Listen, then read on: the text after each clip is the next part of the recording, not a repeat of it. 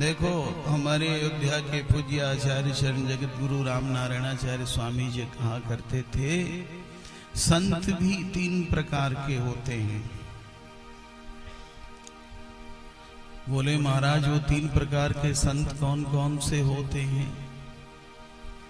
कहे, एक तो संत ऐसे होते हैं जिनका चिंतन किया जाता है, मनन किया जाता है, उनका ध्यान किया जाता है, उनका संग नहीं किया जा सकता। बोला ऐसा? सत्संगाद भव निष्प्रियो, कहे संग नहीं किया जा सकता। अब चिंतन करने योग्य संत, चिंतन करने योग्य संत कौन से? हमारे जो परमाचार्य शरण श्री त्रिदंडी स्वामी जी महाराज थे, उनका चिंतन किया जा सकता है, ध्यान किया जा सकता है, उनका संग नहीं किया जा सकता। बोले ऐसा कैसे? तो पूज्य श्री त्रिदंडी स्वामी जी महाराज, उनकी जो दिनचर्या थी, विलक्षण दिनचर्या थी, जिसमें गृहस्थी आदमी टिक नहीं सकता था। माने कपकपाती ठंडी, हाथ कांप रहा है, पानी बर्फ की तरह है। स्वामी जी महाराज 2 बजे रात्रि में जगते, वो जगते सोते ही कहां थे?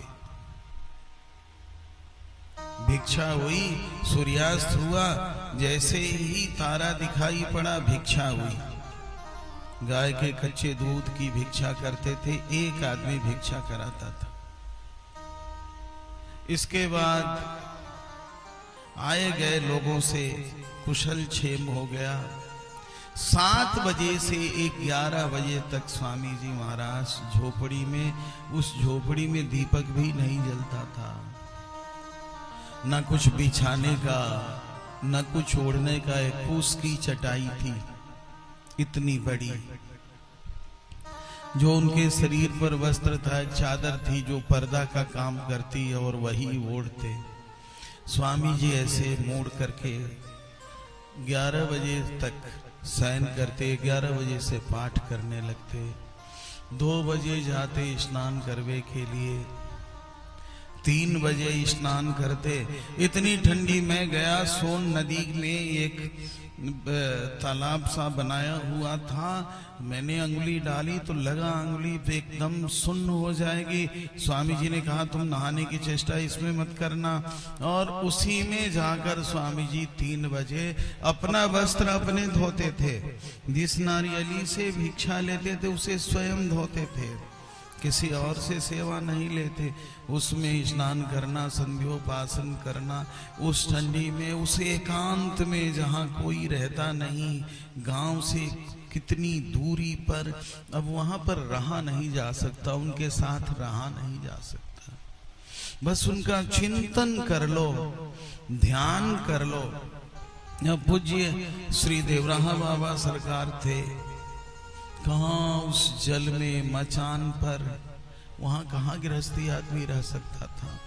तो कुछ संत ऐसे हुए जिनका चिंतन कर सकता था, मनन कर सकता था। अब यदि वो पृथ्वी छोड़ के चले गए तो उनका ध्यान कर सकता है। दूसरे संत होते हैं आदर करने योग्य। आदर तो सभी को करना चाहिए। यहाँ आदर का क्या मतलब है?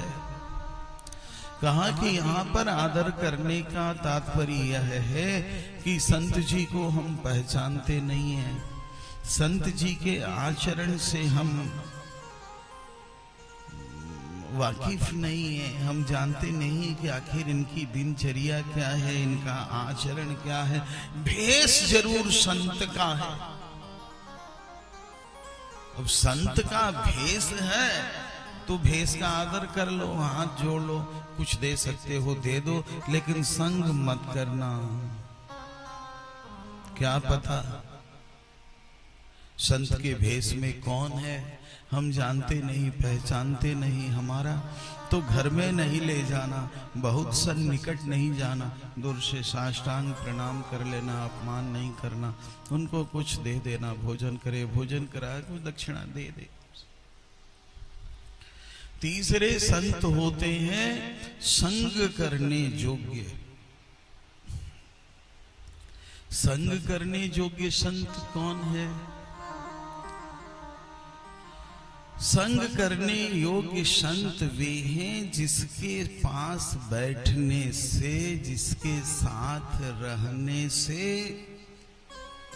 जीवन की धारा बदल जावे, जीवन जीने की जो शैली है वो बदल जावे, भगवान की ओर उन्मुख हो जावे।